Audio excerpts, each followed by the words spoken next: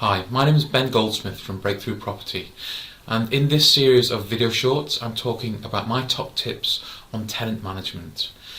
And this tip is the tip is basically that an empty property is better than taking a bad tenant. You need to be picky.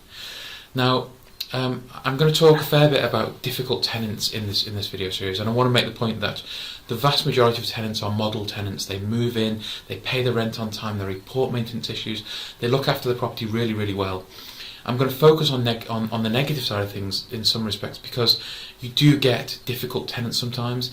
They're the ones that cause you the real challenges, and they're the challenges that you need to deal with if you're going to manage your properties effectively.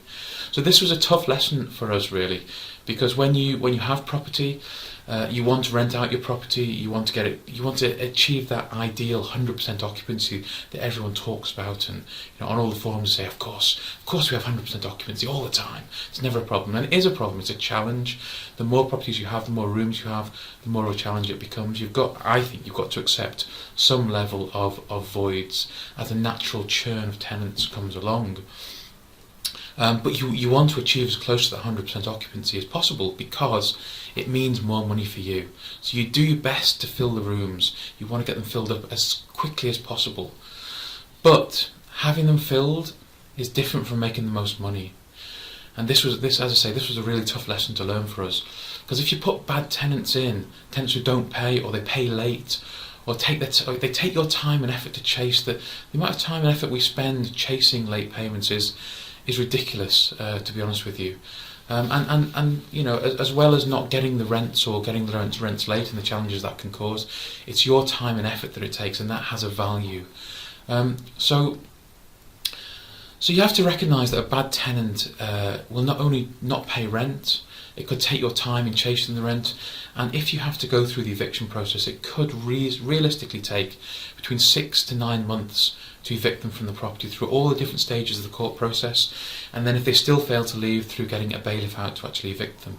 And in the meantime, they're not paying rent, they're stopping someone who could be paying rent from being there, and they're potentially causing significant disruption in the property, and maybe even creating an atmosphere where other tenants think, well, it's okay to not pay rent, but he's getting away with it, or she's getting away with it, why shouldn't I? So the whole process takes your time and energy to deal with, as well as the costs of not getting rent and the eviction process. So while you want to achieve that ideal 100% occupancy, you need to make sure that you're putting good tenants into the property, tenants who are going to pay on time and not cause you problems. And so, as I say, the real tip is that bad tenants can be worse than no tenants at all. So you really need to carefully choose your tenants, and we'll be dealing with how you go through that process of choosing tenants in a future video short. So anyway, look, I hope you found that useful.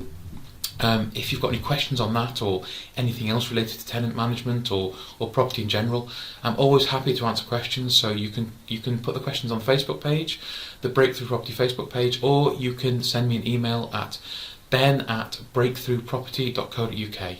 So I look forward to hearing from you if you've got any questions. And yeah, see you soon. Thanks. Bye.